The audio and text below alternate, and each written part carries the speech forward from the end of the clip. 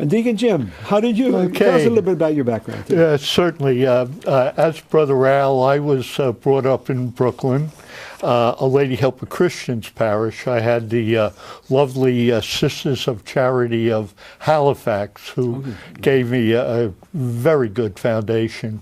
From there, I went to Fordham University, and after Fordham, I went into the financial business after a little stint in the service, and I was with Merrill Lynch for 35 years. My clerical life really began when I was ordained by Cardinal O'Connor in 1991. Actually, this November 23rd will be my silver anniversary as a deacon. And I have 3 children. I am a widower. My wife died on the Feast of the Assumption back in 1991. It was 3 months before I was ordained, but she's looked after me since then from up above. And I have 10 grandchildren.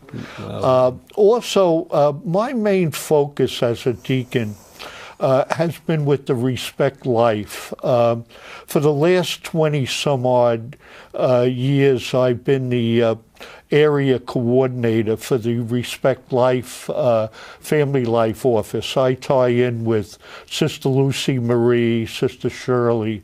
So I do that. And then also I've been on the Board of Directors of the Crossroad Foundation on Staten Island, which helps a woman that have unplanned pregnancies. Yes. And I was president of that organization for 10 years. Also, I've run the annual communion brunch for the benefit of Good Counsel Homes with Chris Bell. I've been doing that for about 20 years. So the Respect Life has been a big part of my vocation, but also the adoration. I've been the director of our core group who handles the day-to-day operations of the chapel for over 20 years. And I have to tell you, Father, it just has given me so much peace in my life. With my work, it was a high-stress position with the financial industry, and with my wife dying with 3 children in their teens, it was very difficult, but it really brings you through it. And I'm just so happy that I got involved. Very good, very good. Now, Dr. Milne, you were co-foundress, and what inspired you to do this? You know, there's a friary, the St. Francis Friary in Staten Island. I've preached there a few times. Yes, and Father Philip Blaine, he was holding first Friday, first Saturday vigils for 3 years. And I remember our minister, our fraternity minister, would always say, please, Lord, give us Adoration Chapel, Perpetual Adoration Chapel in Staten Island. And I really wondered what that was all about, because I didn't know. But slowly, after praying about it, I felt instinctively that there was somebody else working on this in the island. I don't know how, but I just felt. So through some friends, I got in touch with Barbara. We didn't know each other. She was from one side of the island and I was from the other side. And we were brought together and we met in my home. And we started to discuss how we can bring people in to help us. So then what we did was to, she and I would go to the different churches and beg for 5 minutes after Mass if we could just talk to the people to campaign for signatures. And the first 2 weeks, Father, we got 600 signatures of people interested in it. So now we thought we'd present this to the parish priests and all that. And we were not too successful with that because of the logistics, you know, security problems and all that. And there was one who was interested, but it was not the perfect setup because of the location of the church. So we asked the Lord where he would want to go.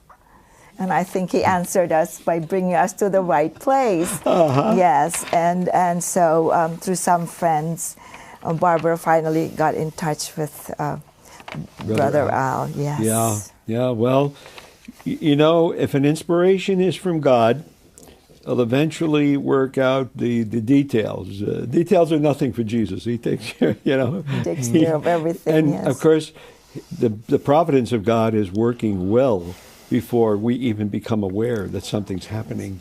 You know, he's lining things up. And was it Father Lacodaire used to say, the only thing I know about tomorrow is that God's providence will rise before the sun. In other words, he's getting tomorrow ready, even before the day starts. Right. Well, that's a beautiful thing, Dr. Millie.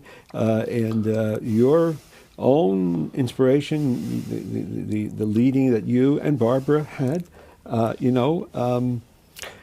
have touched many souls, many hearts, you know, and I'm sure that it's spreading way beyond the pearl of the Atlantic, if I may call it. Thank you. Okay. How has adoration then affected you, your family, or how some of the people in your prayer group? Are there some stories that sort of stand out that would edify? Oh, yes. It brought us, first of all, closer to each other, because then we would start everything with prayer. And it makes you, of course, a better person, a more understanding person. And we worked out in such a way that, first of all, we didn't have any money, you know, to put things together. So as a Franciscan, I learned very well how to beg for everything, you know, to raise the funds so that we can fix up, yes. And it's very good for humility, Father, as you know. But we got there and we had the chapel. We had a lot of help from people, Father. So many people, we can't even begin. Many of them are gone now. They're with the Lord, you know. Yeah. Yes, and of course, as when you become a better person, then you're a better mother, you're a better wife, you're a better doctor. Yeah, you know, well, that's true. it. So. Did you see that affecting your practice? Yes, practice? Yeah, your patience for people, and your love for them. Actually, you do everything with love. You know. Yeah, well, that's true. I mean, you know, the burning love from Christ in Eucharist groups. In our community, we make a holy hour every day, Eucharistic holy hour, and that's so very important. You know, to sustain our own lives, and it keeps that. Love will keep that faith alive, you know, and that faith, when that faith is strong, love becomes stronger, you know, it just begins to blossom more, you know.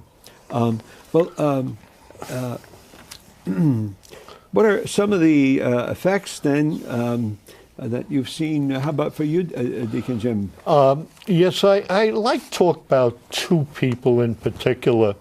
One of them, his name is Bruce Smolker.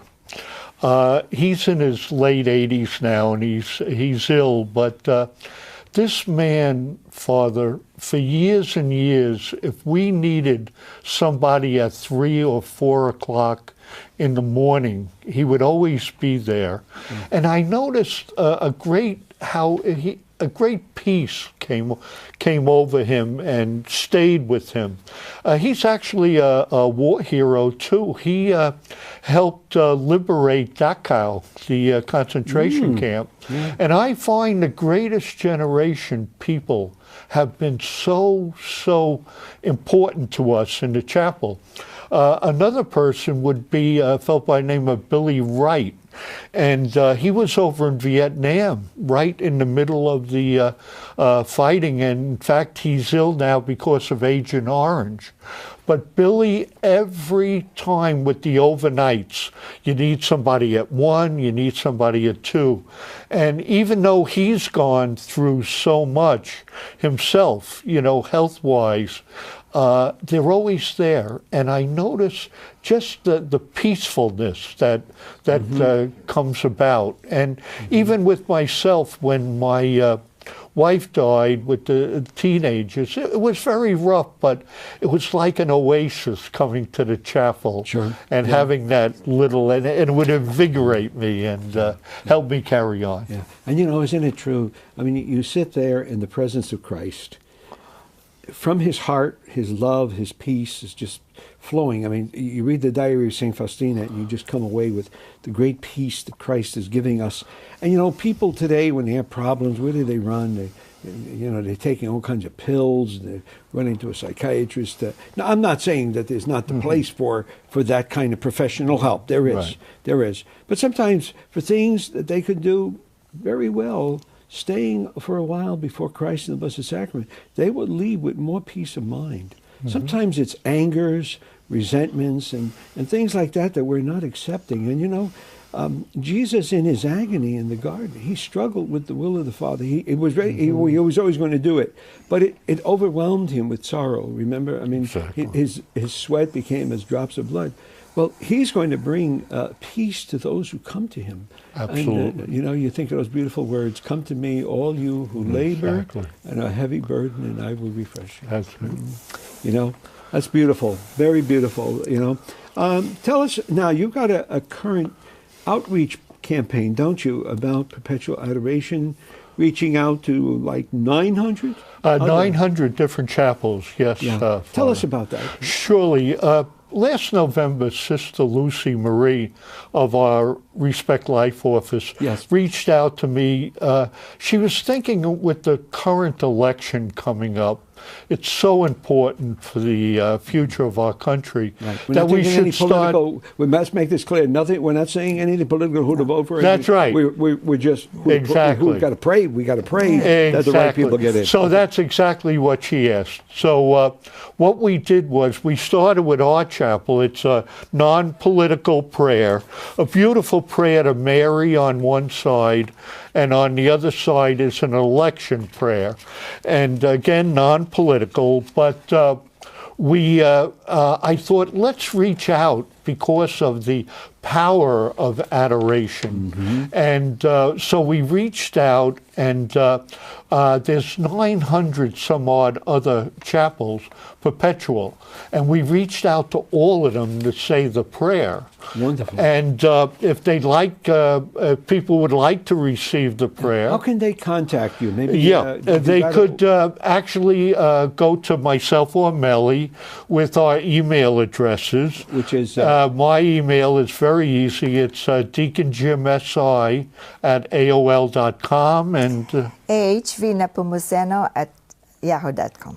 Okay. And also they could go directly to our printer, and for $250, or rather they get 250 cards for $35. And it's very, very easy. They could, it's RL Press, and the email is rlpress Inc@aol.com, or if they would like to call them, they could call them at 718-447-8557. Okay. And we really urge, also we're working with the contemplatives, especially the Poor Clares and the Trappists and the Carmelites, and Brother Al wrote a beautiful invitation for them to join us, and they have joined us in a big way. Yeah, that's very, very important. Oh, okay.